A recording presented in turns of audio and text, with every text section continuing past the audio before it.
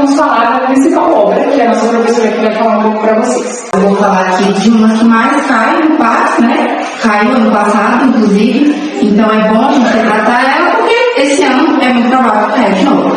E eu vou falar de Memórias Póstumas de Brás. Vocês conhecem? Já ouviram falar? Ela é muito importante, então é bom a gente saber disso um pouquinho. É uma obra que se trata de... A gente já começa bem. É de um narrador que conta depois de morto. Então é bem interessante vocês saberem que a narrativa é uma narrativa realista, uma narrativa direta. Ele conversa com o leitor. Ele não fala, ele não usa uma linguagem difícil que você não sabe com quem ele está falando, para quem ele está direcionando. Ele está direcionando ao leitor. Então a gente tem aquele diálogo com o autor durante a obra, né? Então ela fala sobre o quê? Sobre critica a sociedade, critica que a sociedade não tem empatia, critica que a sociedade é uma sociedade que não se importa com as pessoas, né? Fala também sobre a escravidão, mas também fala dele, porque ele conta a história dele pós-morte. Então o que ele quer trazer com esse livro é o quê? Que é uma sátira, né, social, e que ele era um menino muito mimado. Então, ao mesmo tempo ali que fala, critica a sociedade, que a sociedade não tem empatia por ele também não é uma pessoa tão boa, uma pessoa tão legal. Então, a gente vai aprofundar aqui, e o livro também foi lançado entre 1880 e 1881, no século XIX.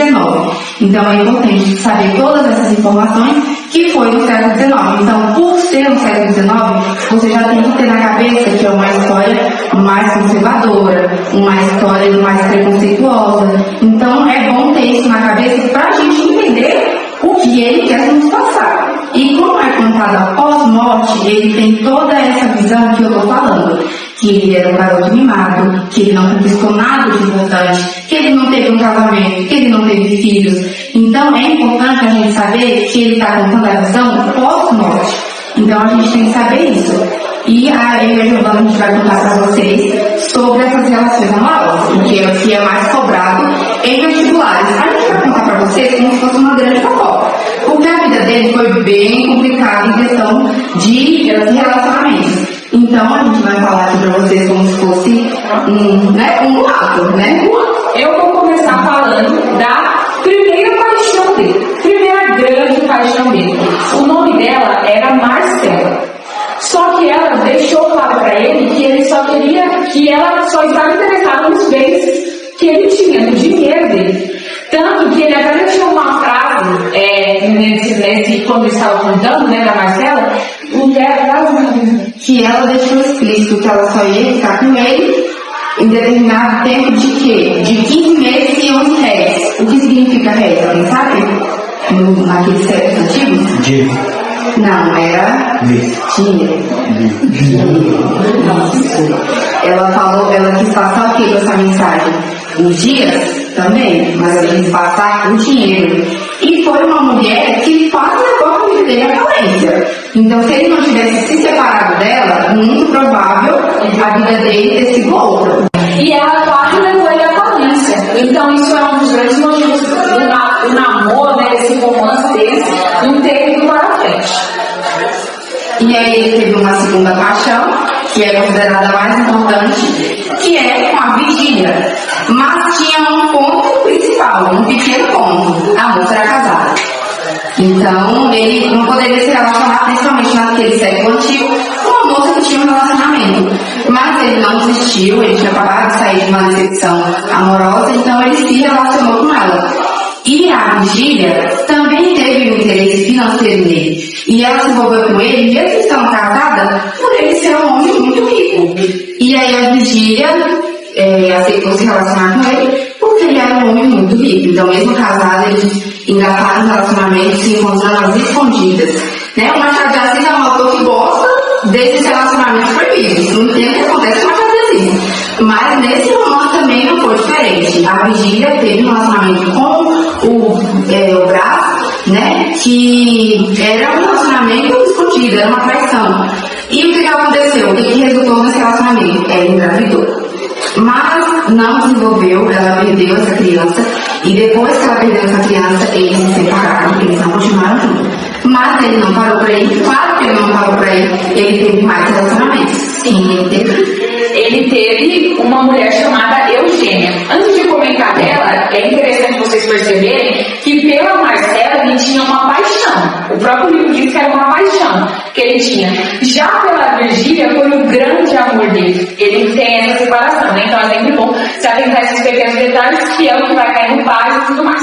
Bom, a terceira mulher que ele se envolveu, chamada Eugênia, ele falava que ela era muito bonita. Mas por que ele não se envolveu com ela? Porque ela tinha um problema.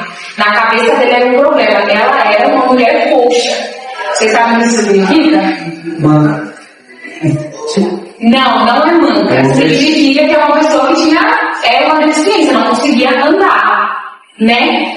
Enfim, e só por ela ter essa deficiência, ele não quis se envolver com ela, porque a gente tem que levar em consideração que quando ele escreveu e que quando ele viveu essa vida dele, ele viveu no século XIX. Se até no século que nós estamos hoje existe um tipo de preconceito contra essas pessoas, imagina naquele século.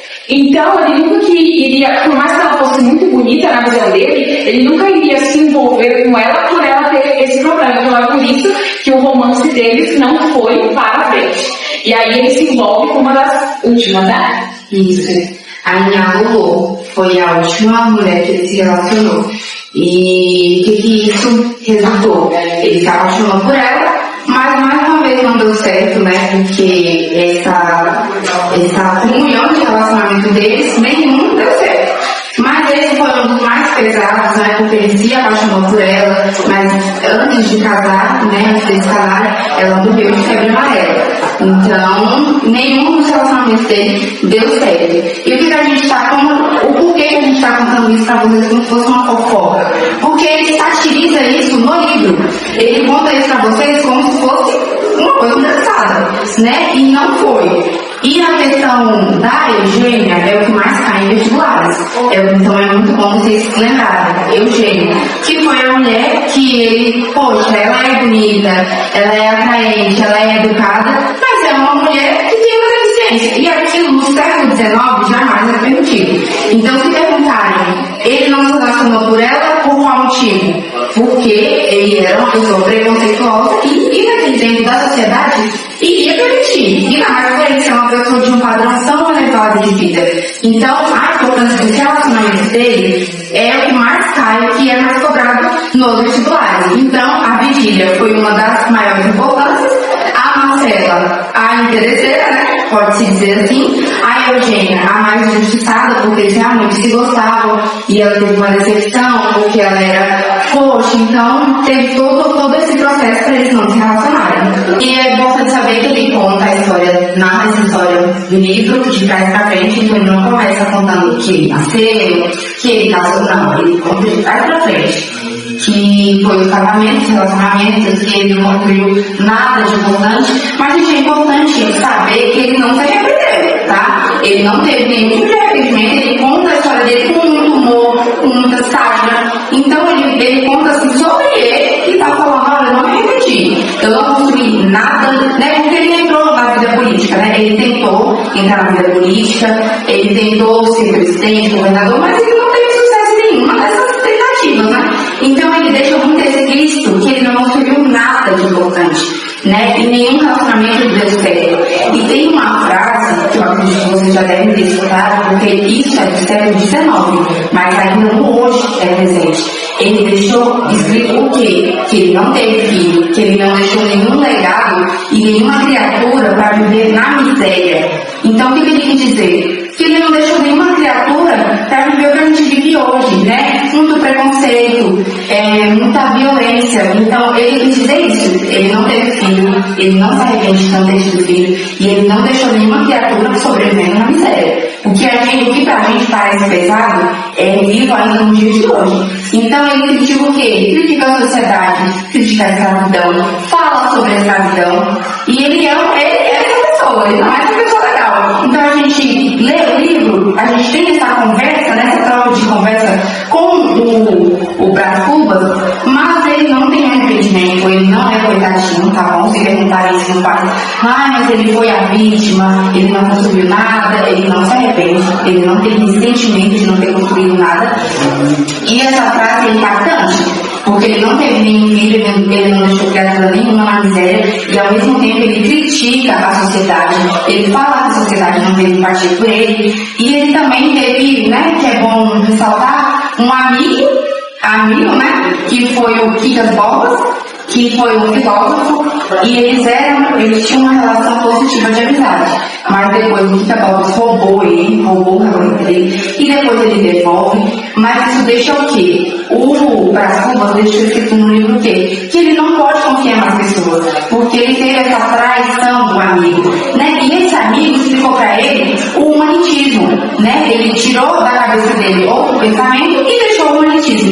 Então o livro, ele é marcado por curtos capítulos. E um desses capítulos é mais ou menos isso que a gente quer aprofundar com vocês, que é um livro com capítulos curtos, e cada capítulo é demarcado por coisas super importantes, o realismo, né, que vocês vão me dizer depois o que é o realismo, porque essa obra é algo que é marcado pelo realismo e pelo humanitismo, né, que é marcado pelo quê? Por um humano contando. Então é importante a gente saber, é importante a gente ter isso na cabeça, tá bom? Que ele não construiu nada de importante, não deixou nada de legado, mas ele não se arrepende. Ele é uma pessoa que teve tudo isso, né? Teve toda a vida praticamente inteira de fracasso, mas que ele não se arrepende. E que ele conversa com a gente, dialoga com a gente sem arrependimento. E ele não mudaria absolutamente nada. Vamos passar essa mensagem, que é muito importante estudar essas obras, além da gente entender muito sobre o que eles fizeram, a gente ainda vai entender sobre